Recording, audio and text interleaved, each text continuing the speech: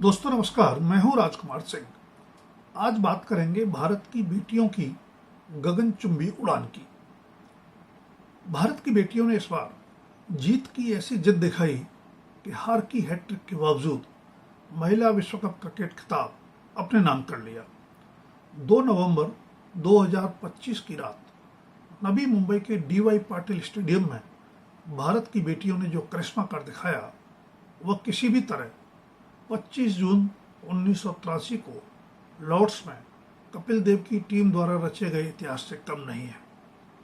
शायद उससे ज़्यादा ही है, क्योंकि 21वीं शताब्दी में भी भारतीय समाज की सोच का आकाश बेटों के मुकाबले बेटियों के लिए कम ही खुला हुआ है।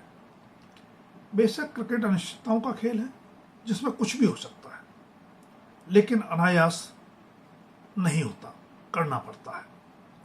भारत की बेटियों ने इस बार वही कुछ भी कर दिखाया।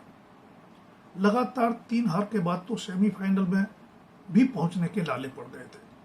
इंग्लैंड के विरुद्ध जीतते जीतते मैच हार जाने के बाद सब कुछ न्यूजीलैंड के विरुद्ध होने वाले मैच पर निर्भर हो गया था, लेकिन उसमें भारतीय टीम ने कमाल कर दिखाया। स्मृति मंधाना और प्रतिका रावल की सलामी जोड़ी ने 221 रन की ऐसी शुरुआत दी जिसकी कल्पना भी शायद पहले मुश्किल थी। बेशक भारतीय क्रिकेट की दशा और दिशा बदलने में कपिल देव के नेतृत्व में 1983 में मिली वर्ल्ड कप की खिताबी जीत ने निर्णायक भूमिका निभाई।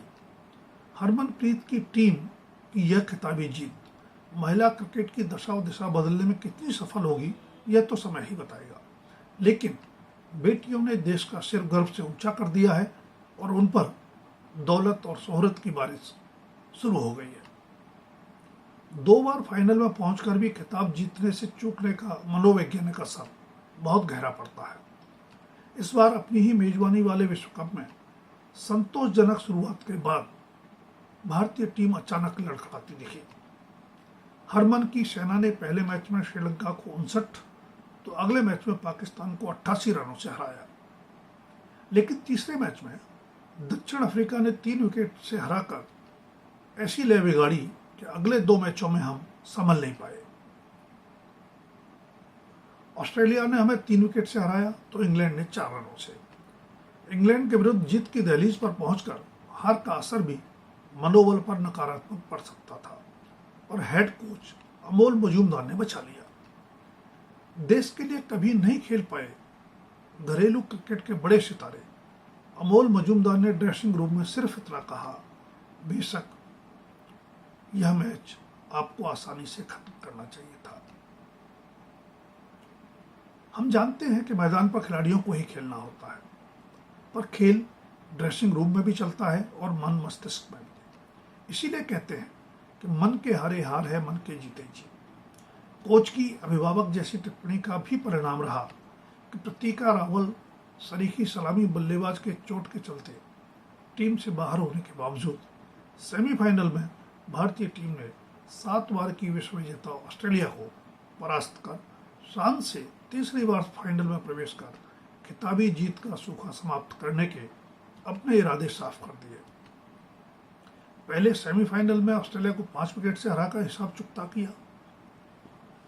हार की हैट्रिक के बाद भी 7 बार की विश्व विजेता को सेमीफाइनल में परास्त करने में जाहिर है योगदान तो पूरी टीम का ही रहा, पर जेमिमा रोड्रिग्स की 127 रनों की नाबाद पारी और कप्तान हरमन के 89 रन निर्णायक साबित हुए।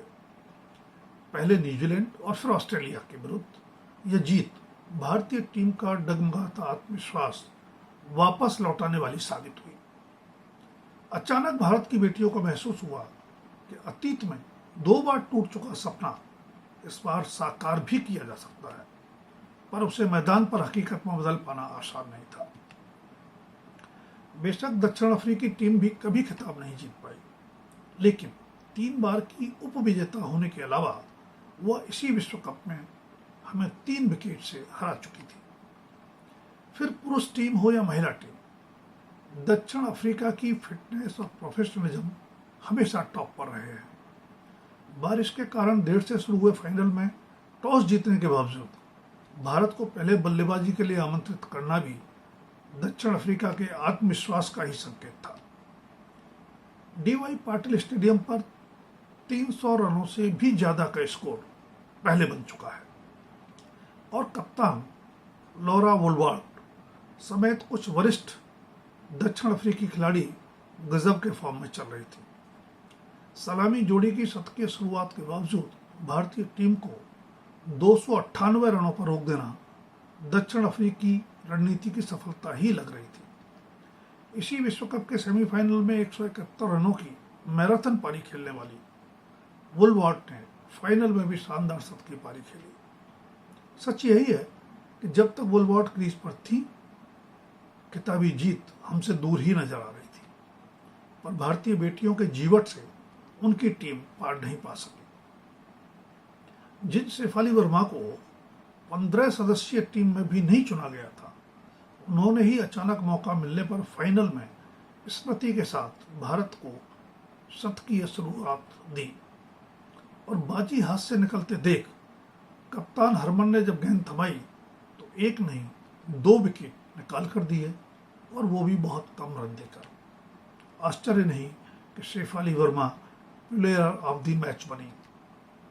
बेशक स्मृति ने 45 रन बनाए, पर सच यही है कि सबसे बड़े मैच में भारत की स्टार बल्लेबाज स्टार परफॉर्मेंस नहीं कर पाई, इसीलिए भारत 300 का आंकड़ा भी छूने से चूक गया।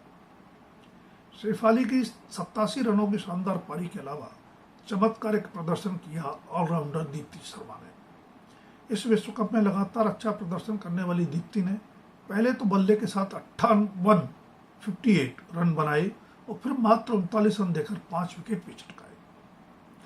इससे पहले विश्व कप में अर्धशतक और 5 विकेट का कारनामा भारत के ही युवराज सिंह के नाम दर्ज है।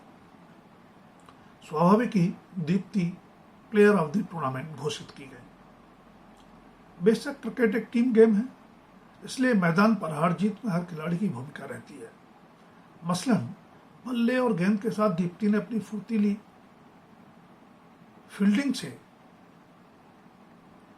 रन आउट कराकर भी जीत में योगदान दिया। तो अमनजोत कौर द्वारा डायरेक्ट थ्रो से किए गए रन आउट को भी नजरअंदाज नहीं किया जा सकता। हरमनप्रीत कौर की कप्तानी की जितनी प्रशंसा की जाए कम है। हरमन ने अपने हर खिलाड़ी पर विश्वास जताया और मैदान पर हर दांव आजमाया। छोरियां छोरों से कम तो हरगिज नहीं, शायद कुछ ज्यादा ही साबित हुई। इस समय स्वाभाविक ही फिल्म चक दे इंडिया याद आती है, जिसके केंद्र में हॉकी कोच कबीर खान था। पर एक बड़ा फर्क भी है, इस विश्व विजय का पर्दे के पीछे का असली नायक भारतीय क्रिकेट का एक जीवंत नायक है, जिसका नाम अमोल मजूमदार है। दोस्तों, अगर वीडियो पसंद आई तो लाइक, शेयर और सब्सक्राइब अवश्य करें। आपकी राय का भी रहेगा इंतजार। अभी के लिए इतना ही। धन्यवाद। जल्द फिर मिलेंगे किसी नए विषय के साथ।